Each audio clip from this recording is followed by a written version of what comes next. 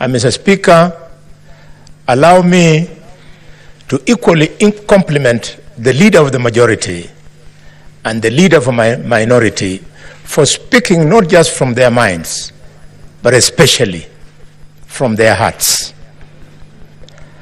I never thought in my life that in this house I would listen to the wonderful speech by the young Senator Aaron Cheruiyot.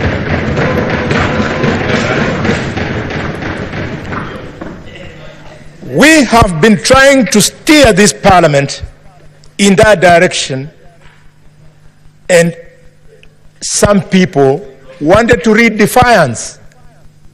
No. Listen to the words of the leader of the minority.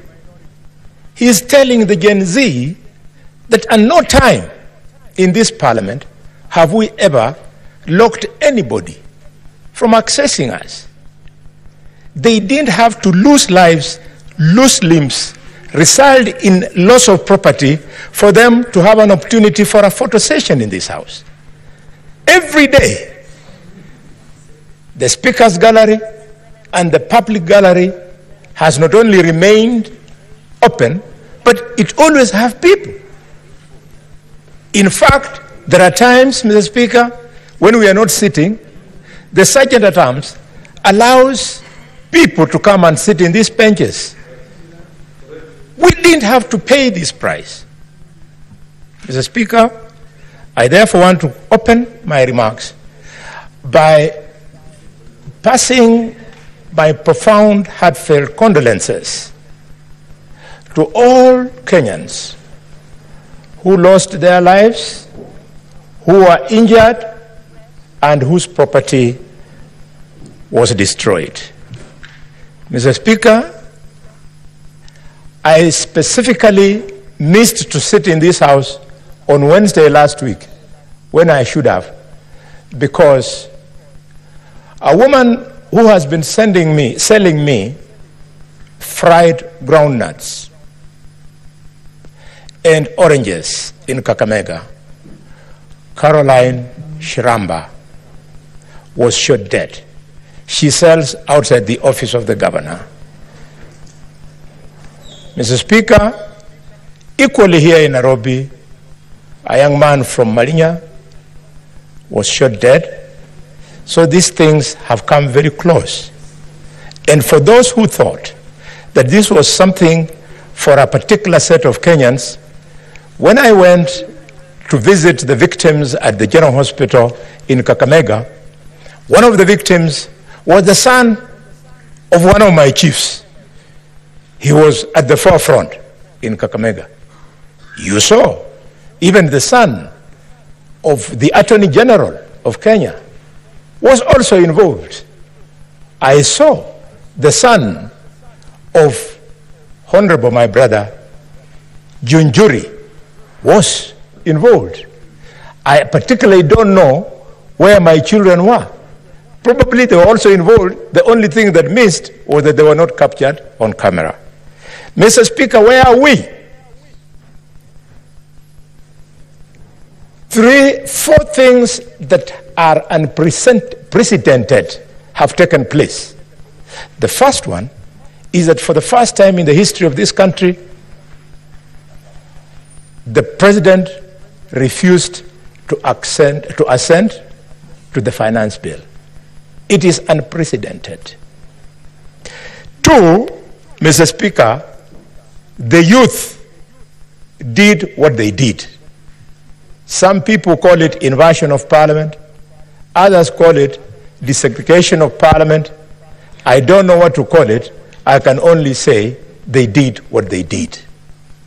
Mr. Speaker, never in the history of the 4 presidents we have had in this country have they ever contemplated on deploying the military the way we did.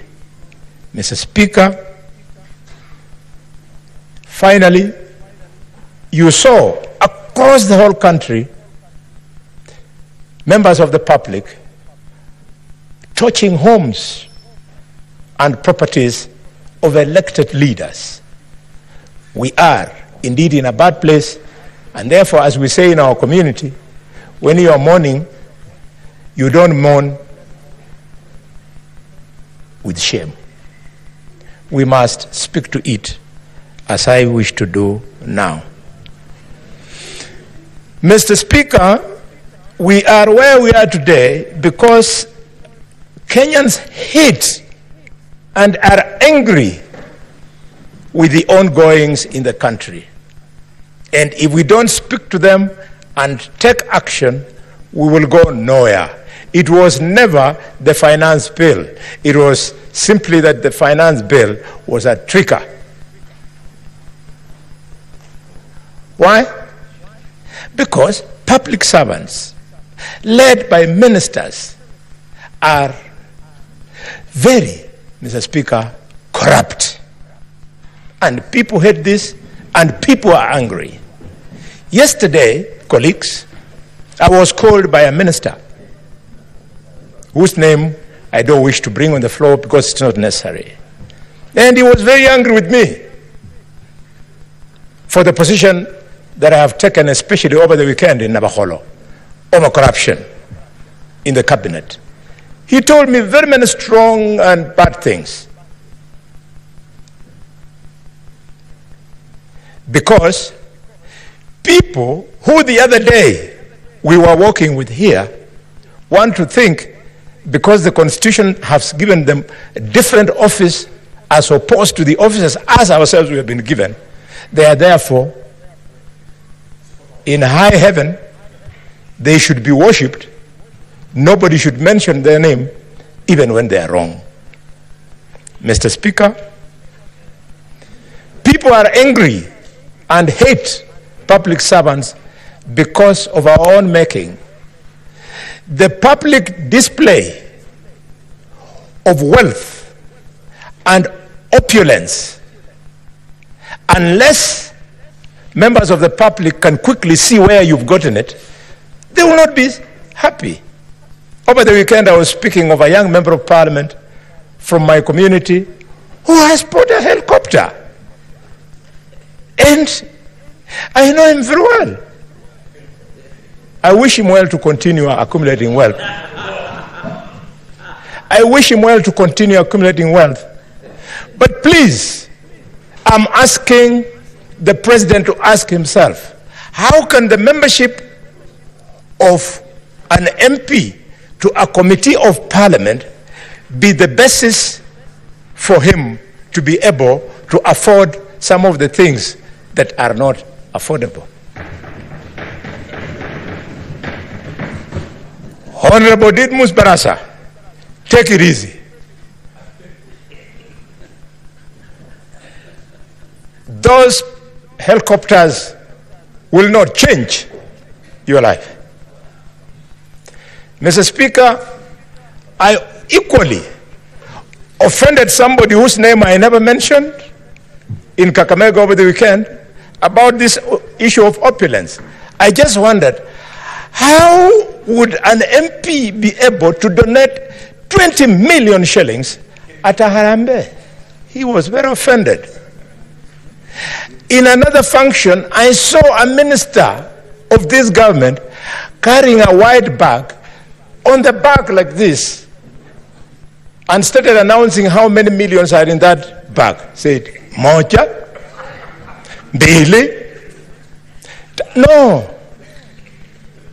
Mr. Speaker, if we don't refuse these things, people like Murkomen will think that they are giving us their money. It's not their money. Those are proceeds of corruption.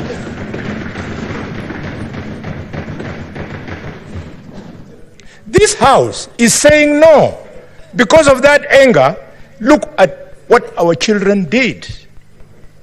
Mr. Speaker, people are angry and hate us as leadership because every weekend, helicopters, they crisscross the skies, all of them going to functions where these millions are being dished.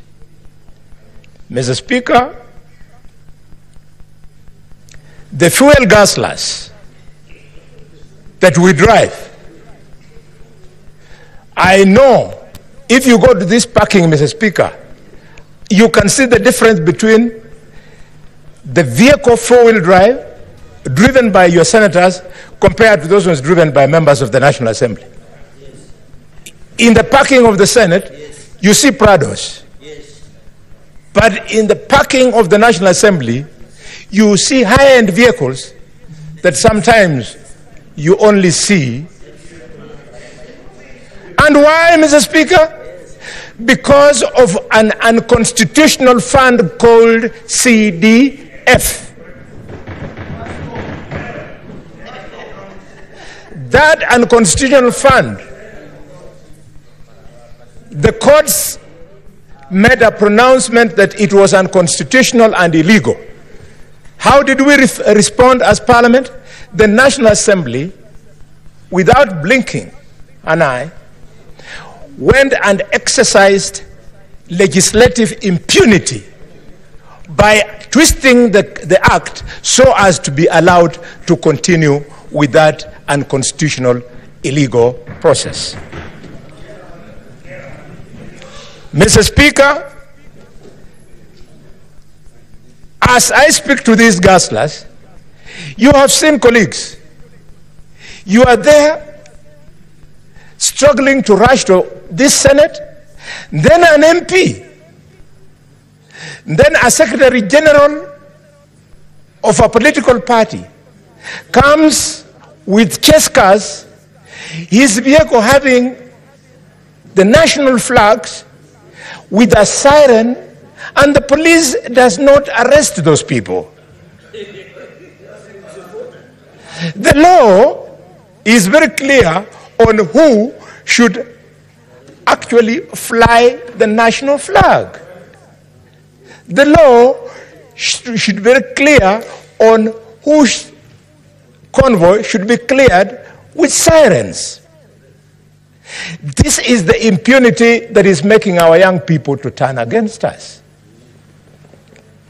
Mr. Speaker, I want to celebrate the President for the remark he made on Sunday during the interview that he was fielding questions.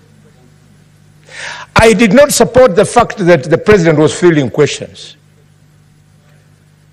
I did not.